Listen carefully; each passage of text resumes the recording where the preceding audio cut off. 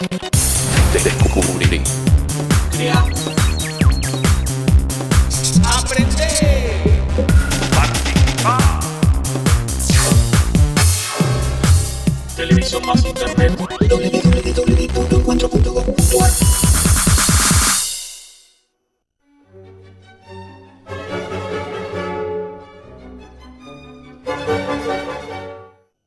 En Latinoamérica hay una historia aún no contada, la historia de las mujeres.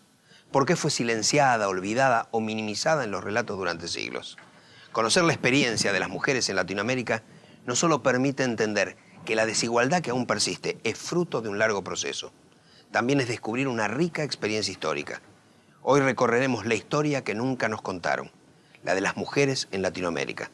Bienvenidos a un nuevo capítulo de Explora América Latina.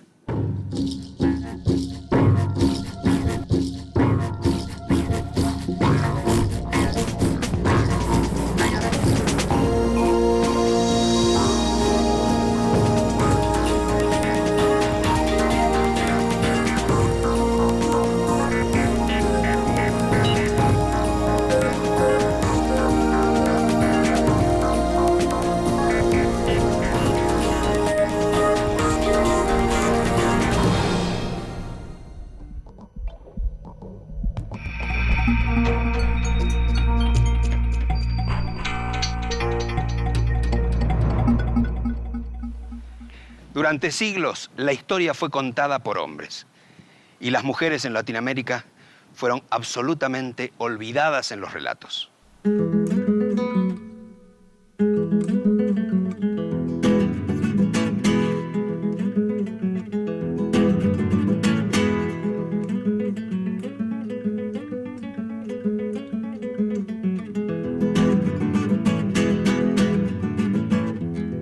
Yo no creo que sean conspirativamente malignos los varones escribiendo historia y que por una cuestión de maldad intrínseca de ellos hayan obviado el tema de las mujeres. Yo te diría que hasta natural que haya mirado con mucha más atención las batallas, los reyes, todo lo que hacían los varones y haya tenido como un gesto más descuidado hacia los trabajos que hacían las mujeres. Las mujeres nunca habían sido objeto de la mirada de los historiadores.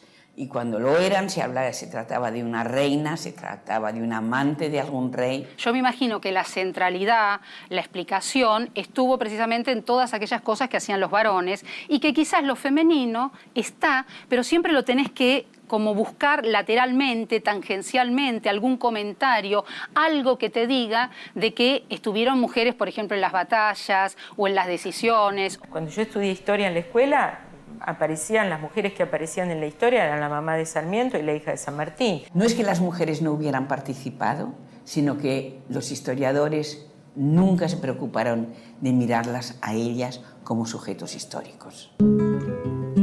Me estremecieron mujeres que la historia notó entre laureles y otras desconocidas gigantes que no hay libro que las aguante. Estaba Mariquita Sánchez de Thompson, que ofrecía su casa y servía muchas cosas muy ricas mientras los patriotas se juntaban, pero ella no era una patriota que se juntaba excepto en servirle y en abrir las puertas de su casa. Ha sido realmente tarea de las investigadoras feministas que de pedacitos, de datos sueltos en toda la literatura han podido construir y rehabilitar una historia para las mujeres, ¿no? Creo que mirar la historia con todo lo invisible de la historia es muy importante. Poco se sabe de la condición y la participación de la mujer en las sociedades originarias de América. Sin embargo, indicios y datos permiten vislumbrar algunos aspectos de su situación. En los pueblos indígenas nosotros lo poco que podemos llegar a saber está relacionado con que evidentemente las mujeres tuvieron un estatuto más igualitario que los que tenía la cultura europea al momento de la llegada de los españoles. O, por ejemplo, determinadas palabras, como puede ser en algunos grupos indígenas de Venezuela, lo que se sabe es que existe una palabra que indica el clítoris y que lo usaban en las expresiones. Esto quiere decir, bueno, que cuando vos sabés que está el clítoris, evidentemente la relación con tu cuerpo y con tu sexo no fue únicamente reproductiva, sino que hubo una sexualidad que no estuvo teñida con la culpa, con la mancha, o estuvo acusando lo placentero. Con lo cual uno puede hacerse una idea de que el desarrollo de una sexualidad distinta también a las mujeres les debe haber dado un protagonismo diferente en sus sociedades. Se sabe, por ejemplo, que había mujeres que podían llegar a ser cacicas, o que sus votos determinaban en qué se gastaba o no determinados recursos en sus comunidades, y que esto realmente era importante. De las primeras crónicas de la conquista, frases o pequeños comentarios sirven para reflejar costumbres y aspectos de la sexualidad en los pueblos originarios, y también sobre la imposición de valores por parte de los europeos. No aparece como un valor la virginidad, porque no aparece la institución matrimonial, ni aparecen las instituciones que tenemos. La virginidad viene asociada claramente a una moral clarísimamente occidental. Ya sea españoles o portugueses que venían con una religión tan patriarcal, tan machista, de repente se encuentran con que hay varones que quieren mujeres con experiencia, que la virginidad no era un valor como podía ser dentro del territorio europeo, sino que, por ejemplo, se valorizaban otras cosas, la verdad. Por ejemplo, en algunos de los matrimonios era muy importante que los padres, en el momento en que se hacía esa boda, dijeran si la chica era o no era virgen, por ejemplo. Entonces, había sanción con respecto a si se decía o no se decía la verdad, pero no al hecho en sí o no de la virginidad. Se sabe o se describen casos de violación en donde el violador va a ser condenado a ser esclavo de los padres de la chica que fue violada. Es decir, hay una serie de situaciones donde vos decís, bueno, hay una reserva igualitaria en los pueblos originarios que tenían las mujeres que no fue la que lamentablemente primó en todas las situaciones que se han ido combinando con la colonia. Un mito muy importante a desmistificar es el machismo. O sea, el machismo no es, por lo menos en el pueblo mapuche, no ha sido inherente a la construcción cultural de nuestro pueblo. Es algo que vino como producto de la colonización. Y de hecho hubieron grandes mujeres mapuches que se destacaron, que gestionaron tierras, que pelearon, que se pusieron al frente de su comunidad para reafirmar su derecho. Antes de la llegada de los europeos, cambios políticos, económicos y de organización en las sociedades de los pueblos originarios hicieron que la mujer comenzara a perder terreno público y protagonismo en las decisiones. Sí queda un espacio muy importante, y esto sí me parece que es algo para destacar, en cuanto a todo lo que significaba la religión, la medicina. Es decir, las mujeres ahí tuvieron una reserva de liderazgo que perduraba. Es decir, a la llegada de los españoles todavía las diosas madres latinoamericanas tienen un lugar importantísimo en la vida cotidiana de los distintos pueblos americanos. La figura de Malinche fue representada por los grandes muralistas como José Clemente Orozco o Diego Rivera en el mural que refleja la historia de México en el Palacio Nacional. Para mí es una mujer que la han entendido mal. Esta señora, porque vamos a hablar de señora, era esclava, había sido manipulada por un lado y por el otro, antes que viniera Cortés. Cortés la trató muy mal, pero Cortés sin Malinche o Malintzin no hay conquista. Esa conquista pasó por Malintzin. Malinche, hija del líder de una tribu dominada por los aztecas, había sido elegida por su padre para sucederlo, pero tras la muerte de este, su madre la vendió como esclava y en Tabasco fue entregada a Hernán Cortés. Adorada por su pueblo en su juventud, Malinche sería luego odiada y vista bajo el rótulo de la traidora. Malinci o Malinche, la mujer cuyo rol en la historia no deja de discutirse y revisarse. Que me den a mí una explicación que diga que tiene que estar con sus hermanos de raza cuando los hermanos de raza la han declarado esclava. No es una cuestión de reivindicación, es tomar en cuenta los personajes que nunca se han tomado en cuenta en los procesos históricos. Eso sí, a una mirada de la conquista en la cual se aparece esta mujer como un agente poderoso que tiene que ver en la relación que se establece entre Moctezuma y Cortés, sí. Y que tiene que ver con la caída de Tenochtitlán, no hay duda ninguna.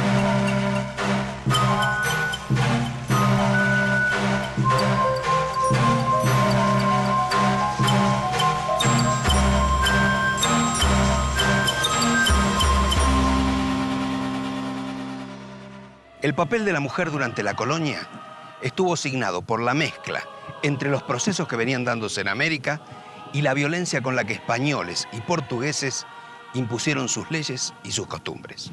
El patriarcado se consolidó en las sociedades blanca y mestiza y siguió ganando terreno entre los grupos indígenas.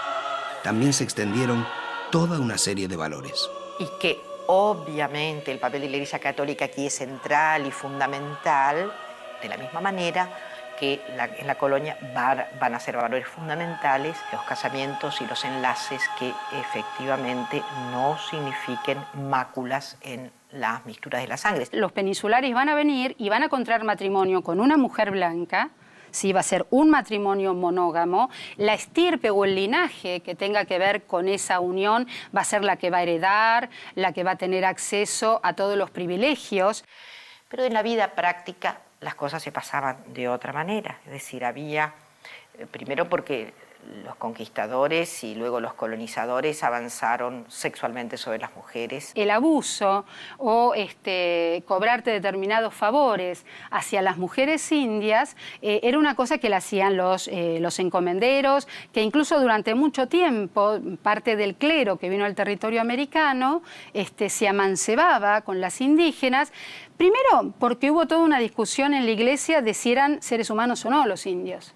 Entonces se amancebaron, ¿no es cierto?, con un montón de indias, que a su vez ellas venían de una tradición donde no estaban mal los vínculos sexuales. Y por otra parte, a pesar de lo que se buscaba con el mantenimiento de las líneas de sangre, etcétera, etcétera, no dejó de haber una cantidad enorme de excepciones. Muchas indias, por ejemplo, van a buscar a los blancos para tener hijos porque eso quizás las hacía zafar de pagar un impuesto o menos tributación de la que se le pedía por ser india. La nueva raza, digámoslo así, criolla, viene del vientre de las mujeres aborígenes, porque se hizo entre el hombre blanco y la mujer aborigen, no al revés. No, entre la mujer blanca y el hombre aborigen. Y bueno, en algunos países, como es el caso de México, las pruebas están ahí, ¿no? El mestizaje es, yo diría, la nueva realidad que afloró claramente desde el siglo XIX en adelante, fue clarísimo.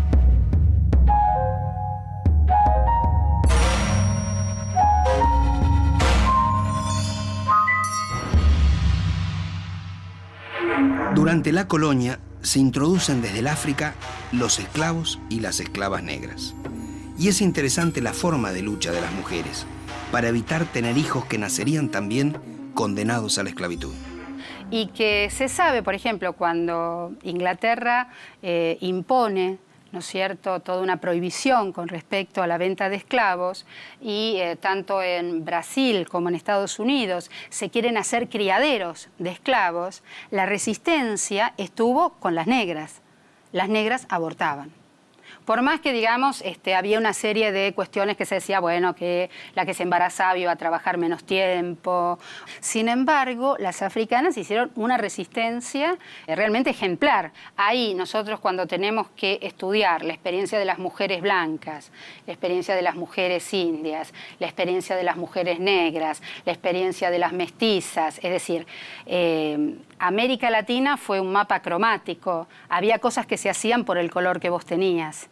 Sí, y la meritocracia estaba muy ligada al color. Ahora, aparte del color, si vos eras mujer, había un plus de carga sobre esa discriminación o ese aislamiento. El proceso emancipador latinoamericano significó el final de la sociedad colonial, del sometimiento de los grupos criollos y de la sociedad de castas con diferentes derechos para cada uno de los integrantes. Durante las luchas por la independencia, las mujeres tuvieron una participación activa, relevante y, sin embargo, olvidada en los relatos. Está todavía por completarse esa historia, la saga de las mujeres guerreras, de las mujeres que acompañaban de manera no exclusivamente pasiva a la soldadesca. Las luchas por la independencia tal vez fueron los periodos en donde más claramente se vio minimizada la participación de la mujer, pero los ejemplos llegan hasta nuestros días.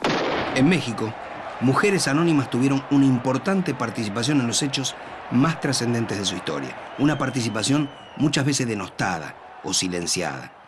Sobre esa incidencia femenina en la historia, conversamos en la Ciudad de México con la autora Elena Poniatowska. Yo creo que las mujeres mexicanas, sin ellas el país se caería en mil pedazos, porque son como el elemento aglutinador, porque han resistido y han unido a los mexicanos a través de los tiempos. Primero las mujeres fueron soldaderas durante la Revolución Mexicana y eran muy denigradas. Se les consideraba colchón de tripas, es decir, acompañaban al soldado, tenían al hijo del soldado en la trinchera y hacían la comida, iban de avanzada a prepararlo todo, a robarse las gallinas, a hacer el caldo, y eran muy mal vistas, eran casi consideradas prostitutas, las que persiguen a los soldados, ¿no? Pero en realidad yo creo que sin ellas no hay Revolución Mexicana. Si Adelita se fuera con otro, la seguiría por tierra y por mar. Si por mar en un buque de guerra, si por tierra en un tren militar. Todas aquellas mujeres que acompañaban a los ejércitos, que lavaban la ropa de los militares, que incluso llevaban los hijos que esos militares tenían con ellas, que también hacían tareas de espionaje, que también iban a visitar, daban falsas informaciones, que dejaron la vida en todas esas tareas, por ejemplo, no fueron recuperadas. Nuestra idea es que esos conjuntos no visibles en la historia tengan su lugar y merezcan un grado yo diría, de experiencia como la que tuvieron, una experiencia en la historia como la que tuvieron en vida. Es decir, la historia tradicional lo que ha podido recuperar son mujeres excepcionales que le han servido para justificar la ausencia de las mujeres. Es decir, mujeres que en el mejor de los casos lo que han hecho es estar en el mundo como un varón más. En muchas circunstancias yo comprobé lo valientes que eran las mujeres en el movimiento estudiantil en 1968, aunque nunca se les dio ningún crédito. Y luego lo valientes que fueron durante el terremoto, aunque tampoco se les dio ningún crédito. Entonces hay mujeres así populares que son extraordinarias, al lado de las mujeres históricas que tenemos nosotros, entre quienes naturalmente está Frida Kahlo, ¿no?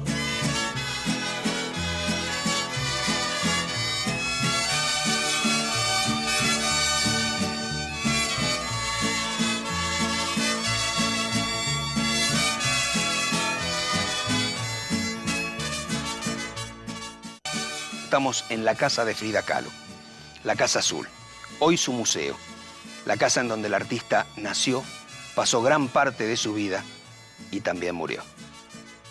Frida, esa mujer extraordinaria, sintetiza todas las mezclas. Era hija del fotógrafo de origen húngaro Guillermo Kahlo y de una mujer de origen oaxaqueño, Matilde Calderón. Cuando tenía 16 años, Frida, que había nacido en Coyoacán, al sur del DF, y estaba en la escuela preparatoria, tuvo un terrible accidente de ómnibus. Durante su convalecencia, su madre le regaló los pinceles y le puso un espejo sobre la parte superior de la cama para que pudiera pintar y de alguna manera pasar ese duro momento. Al terminar esa convalecencia, Frida le llevó esos primeros cuadros a Diego Rivera, que la incitó para que siguiera pintando. En 1929 se casaron.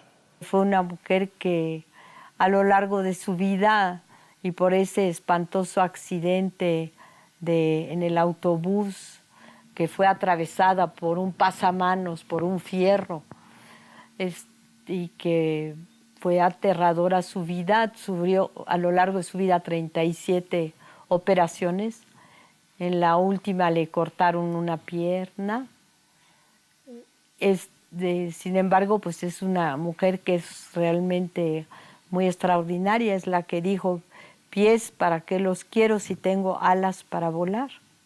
Frida reflejó en su pintura el dolor, la pasión, la búsqueda y la alegría de México, elementos con los que se escribe la historia de las mujeres en Latinoamérica. Las heridas, el desgarro, su dolor. Yo creo que es una de las primeras pintoras que a mí me ha convocado a una presencia latinoamericana y que es una mujer la que está pintando. Con su alegría y su dolor, sin darse cuenta, Frida contó la historia de las mujeres mestizas. Hoy, esta pintora mexicana es aclamada en todo el mundo y las mujeres de toda Latinoamérica la sienten y viven como propia.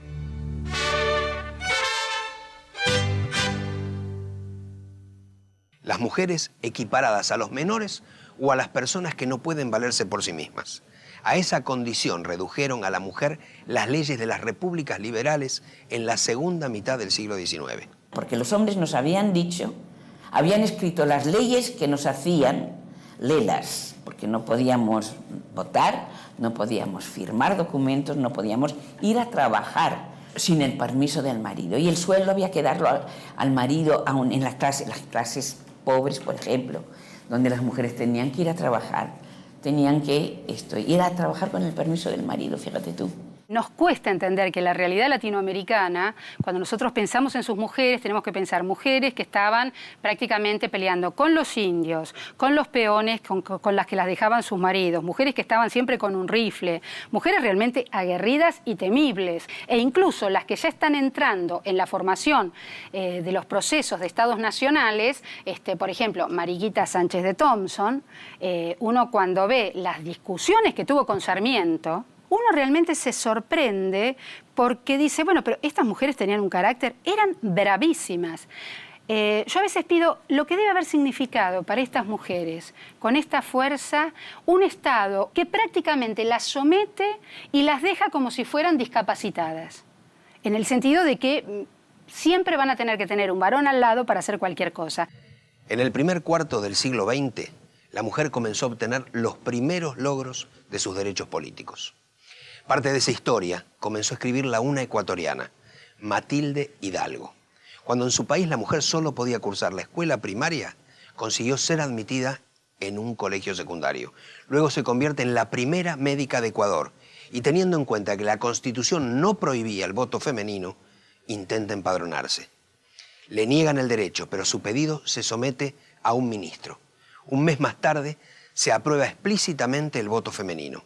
Y gracias a Matilde Hidalgo, Ecuador se convierte en 1924 en el primer país de Latinoamérica en otorgar ese derecho. Todos los movimientos por obtener el voto de las mujeres tuvieron distintas justificaciones, pero había una cuestión clara que es una búsqueda de pertenencia a la comunidad política, una búsqueda de ciudadanía. Acciones como la de Matilde Hidalgo en Ecuador, incluso anteriores, se producen en toda Latinoamérica.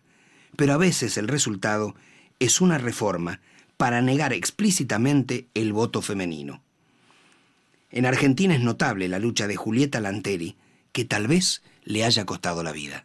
Julieta Lanteri es una de las que más va a gritar en contra de la reforma electoral que sucede en la Argentina en 1912, debido a que la Constitución de 1853 no prohibía a las mujeres votar. La reforma de 1912 imponía el voto secreto y obligatorio para evitar los fraudes, pero al mismo tiempo cerraría las puertas a la posibilidad de voto para las mujeres. La exigencia que van a poner es que sean enrolados. Se enrolan aquellos que hacen el servicio militar y las mujeres en la Argentina no hacen el servicio militar. La pelea que va a tener Julieta Lanteri, por ejemplo, es ir a querer hacer el servicio militar, pelearse, hacer votaciones paralelas de presidente, de diputados, ¿no? Y que incluso es una de las mujeres que en la década del 30 tiene una muerte curiosa. Más de uno ha dicho que si no se trató de un asesinato. Es raro porque en realidad ella la va a atropellar un coche, pero no un coche que la lleva así por delante, un coche que da marcha atrás y la mata. Es realmente un accidente que te llama la atención, porque aparte eran los grupos de derechas los que estaban manejando ese auto. Fue una larga lucha la de la igualdad de derechos. El voto es un momento, pero hubo muchos otros. Por ejemplo, el derecho a firmar contratos, el derecho a la propiedad. Todos esos fueron derechos que se fueron ganando. En cada territorio esto se ha ido negociando, por ejemplo, los derechos sociales muy relacionados a licencias por maternidad, etcétera, etcétera. Esto estuvo muy relacionado a la evolución del movimiento obrero, ¿no es cierto?, y a la inserción que en cada Estado-nación tuvo. Pensemos que la segunda ley obrera, por ejemplo, de la Argentina, está referida a las mujeres y los niños. Es decir, que estamos hablando de una masa obrera que tiene una participación de mujeres importantes. En el próximo bloque, las mujeres presidentas de Latinoamérica. Eva Perón desde una mirada distinta, la mirada de otra mujer, Marisa Navarro, y también la lucha de las madres y las abuelas de Plaza de Mayo.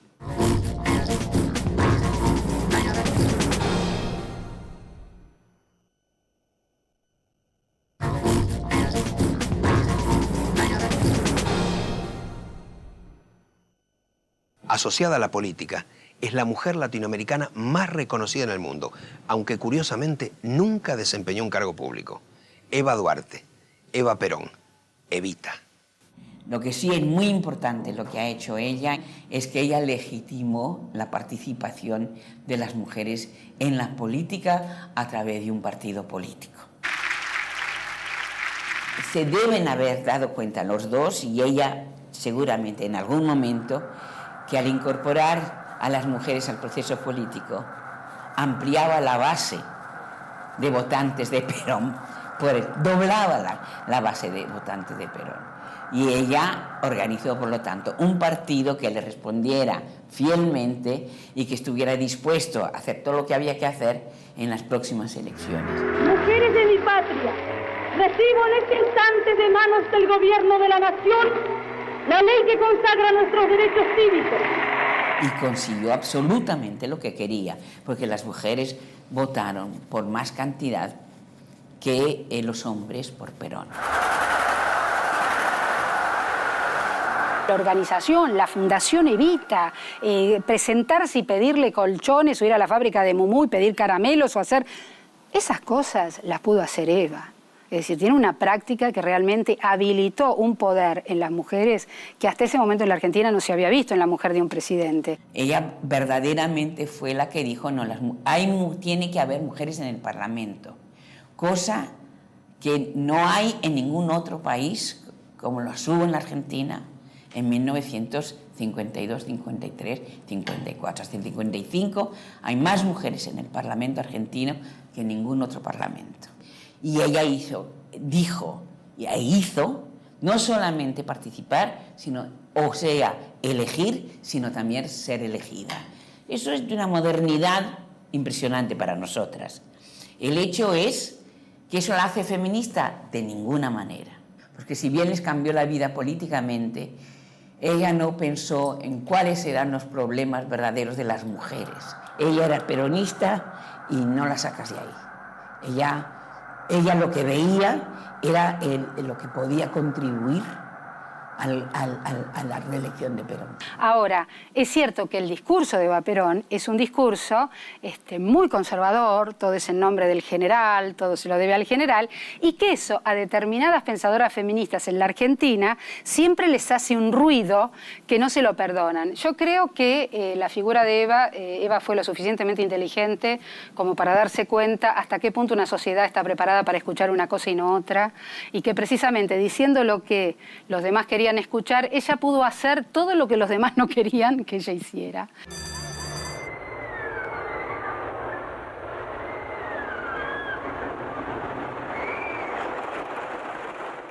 Yo lo que digo, y estoy cada vez más convencida, que excepcionalmente ella se dio cuenta que se había transformado en un ser histórico en la Argentina. Y ella toma conciencia de su propia identidad como una líder política, como esposa antes que nada, esposa del general y líder de los descamisados y líder de las mujeres argentinas, lo cual la transformaba en un ser absolutamente excepcional, fuera de serie en el mundo entero.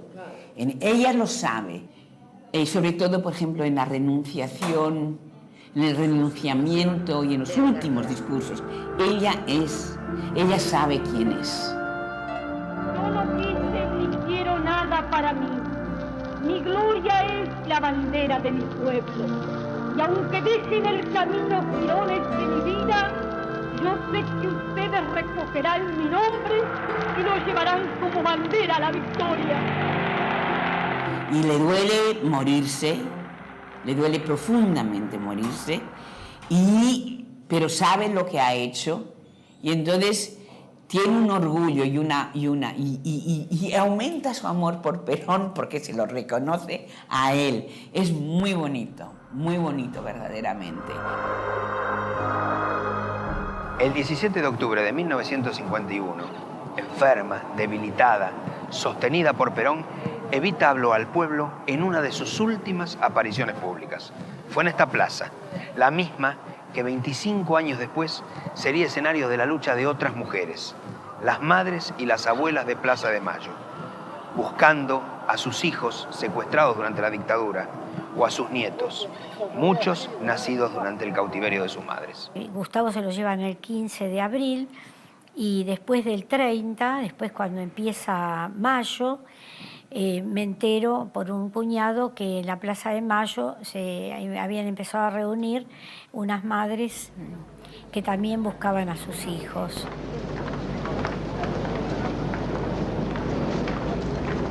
Fue la idea de Azucena de ir a la Plaza de Mayo, fue un hecho que era inédito, pero que fue, digamos, la llama que nos acompañó, la fuerza, el reunirnos y cada una comentar qué había hecho durante la semana. La idea de Azucena Villaflor de Vincenti, en realidad, era de entrar a la Casa de Gobierno, todas juntas, a exigir que nos dijeran qué había pasado con nuestros hijos. Nosotros solamente queremos saber dónde están nuestros hijos, vivos o muertos. Angustia porque no sabemos si están enfermos, si tienen frío, si tienen hambre, no sabemos nada. Y desesperación, Señor, porque ya no sabemos a quién recurrir. Consulados, embajadas, ministerios, iglesias, todas partes se nos han cerrado, todas partes se nos han cerrado las puertas. Por eso les rogamos a ustedes, son nuestra última esperanza. Por favor, ayúdennos, por favor. Teníamos una esperanza, por muchos años, una esperanza muy grande de que en algún lado estaban y que los iban a liberar. Con inocencia pensábamos eso, y cuando nacía el nietito, viendo la fecha, preparándolo a jugar, lo esperábamos. Nunca llegó ni respuesta ni nieto. Estamos así. Mi hija estaba embarazada de 5 meses cuando se la llevaron. Mi nieto tiene que haber nacido en agosto del año pasado. Hasta ahora no he podido saber nada de él.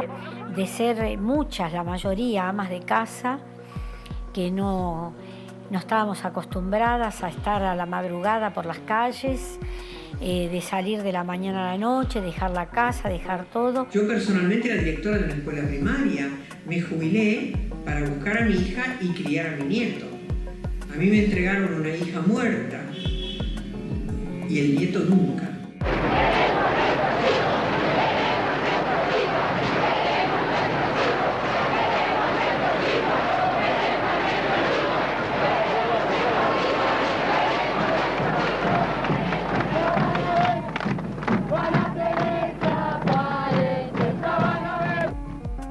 Yo quiero decir que la fuerza que tuvimos con esta unión de las madres es porque ellos nos iluminaron siempre el camino, nos dieron la fuerza y nos hicieron, desde donde estuvieran soterrados, nos hicieron tomar el coraje ese de todos los días. Un nieto no se olvida nunca, una hija no se olvida nunca. Entonces ese amor, ese recuerdo, esa cosa adentro crece, no va para atrás, va para adelante. Entonces uno avanza. ¡Hola, Azucena! ¡Presente! ¡Ahora!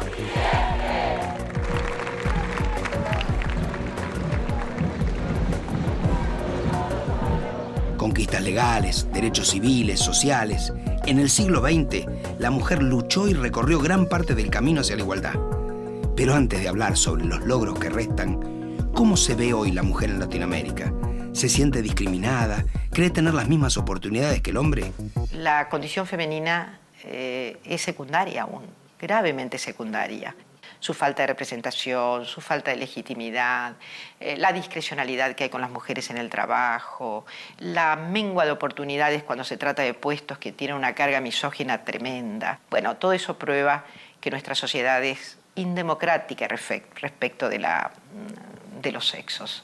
Y entonces eso es lo que nos lleva a una reflexión feminista, claramente, ¿no? La situación de la mujer en el mercado laboral sigue siendo de extrema precariedad, aún en los estamentos más altos. Yo creo que todavía sigue habiendo una situación de desproporción con respecto a las posibilidades de desarrollo de los hombres. Ya no es la ama de casa y el marido afuera, ya se comparte todo, ¿viste? No sé si en derechos, ¿viste?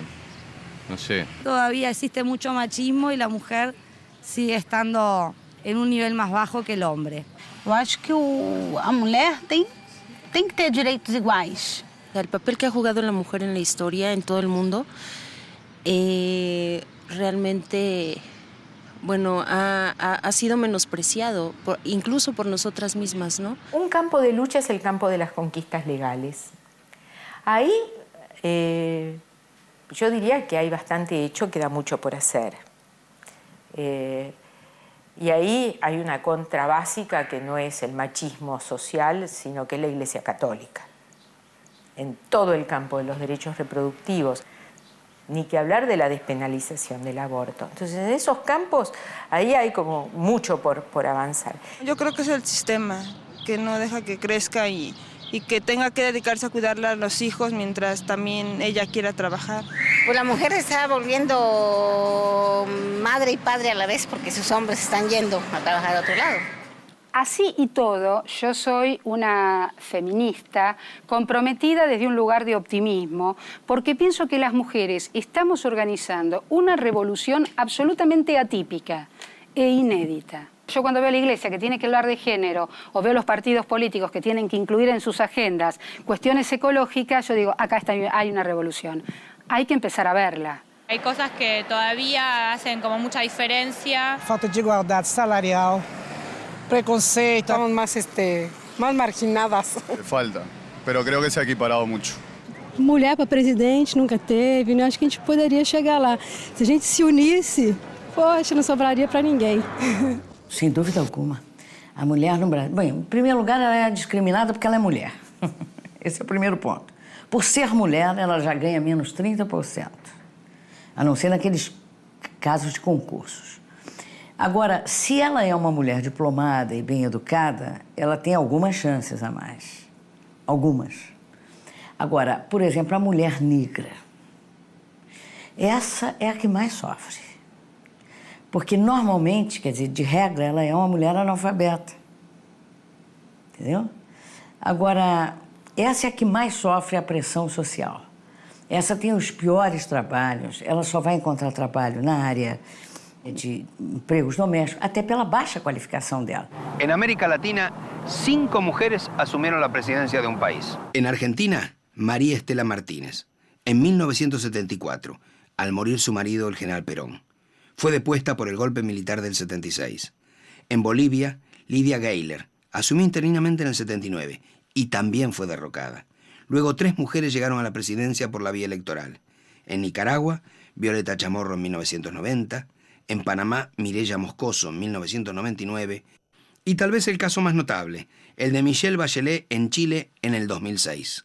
Para mí, que haya ganado Michelle Bachelet para todas las mujeres de América Latina, pues sentimos como si nosotros hubiéramos ganado, lo vemos como un triunfo personal, ¿no? No es solo ella y su propuesta, sino que ella es una mujer divorciada, es una mujer que se ha presentado con sus hijos y su madre. Esto en la tradición latinoamericana ya me parece algo realmente maravilloso, que puede una mujer desde ella presentarse, una mujer que aparte es producto de la educación pública. Y además como un cambio radical en América Latina, porque aunque ha habido presidentas en América Latina, pero seguían los patrones impuestos por los hombres. Es un caso interesantísimo, una mujer que está desde un lugar propio organizando una situación inédita en la historia y en la experiencia política latinoamericana.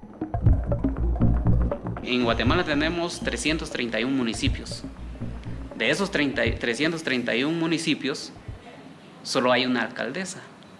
Lo que quiero ilustrar es que la participación de la mujer indígena aún es nulo, no hay posibilidad. ¿Pero por qué? Precisamente porque los mismos partidos políticos no están permitiendo essa participação. O parlamento é machista.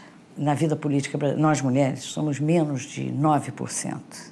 Isso significa que há um enorme desequilíbrio de gênero no parlamento.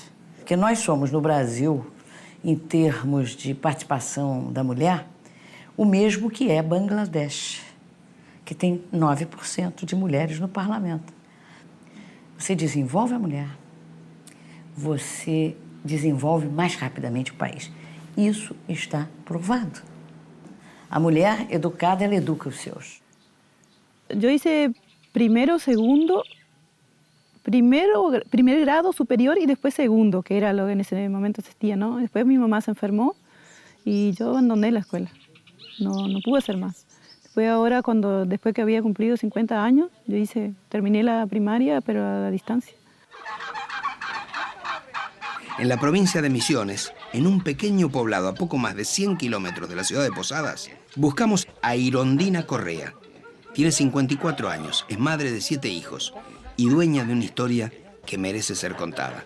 Y bueno, cuando llegamos a La Rosera, con mi papá, que antes era gendarme y se compró un lote, ¿no? Que quería trabajar en una chacra porque él era hijo de colono, nos vinimos nosotros a vivir con él también.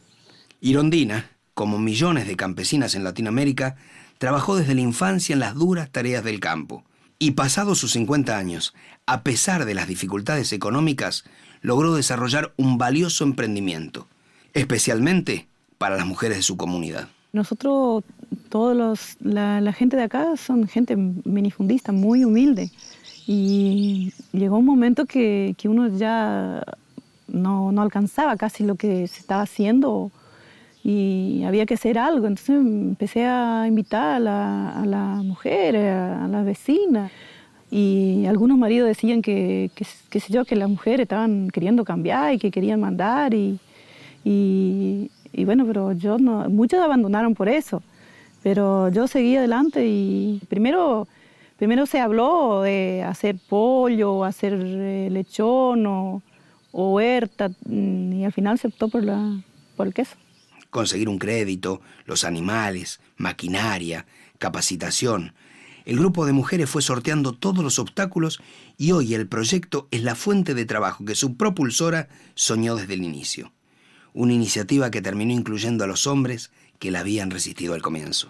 Y empezaron a engancharse en la capacitación, ya tanto los hombres como los hijos, y interesarse por el proyecto. Y hoy los hombres casi participan parejo, o sea, todos, la familia. La familia entera se capacitó porque hasta los hijos todos saben hacer queso y saben ordeñar y saben hacer una pastura, todo. O sea, hay un montón de cosas que se aprendió. Lo que nos sirvió es que aprender a vivir en una comunidad, o sea, trabajar juntos, que juntos se puede, que solo no se puede y que juntos es mucho mejor. Eso nos cambió mucho y nos hizo, o sea, realmente querer uno al otro en el grupo.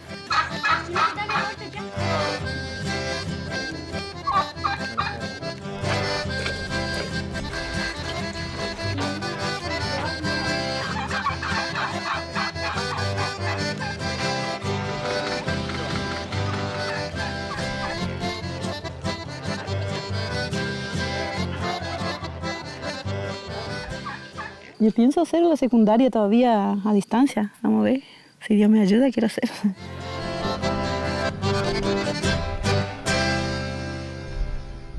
Adjudicar su nombre a una calle es una manera de homenajear y recordar a los protagonistas de la historia de una ciudad, de un país o de la humanidad. Hasta hace poco, los nombres de las calles de Buenos Aires representaban una historia, exclusivamente la escrita por los hombres. Pero el más reciente de los barrios porteños, Puerto Madero, comenzó a hacer justicia. Todas sus calles y plazas llevan nombres de mujeres. Nombres de mujeres llegaron a nuestras calles. Tal vez sea un paso adelante para que al fin esas mujeres puedan ingresar en los relatos, los libros, las enciclopedias que aún las excluyen o minimizan.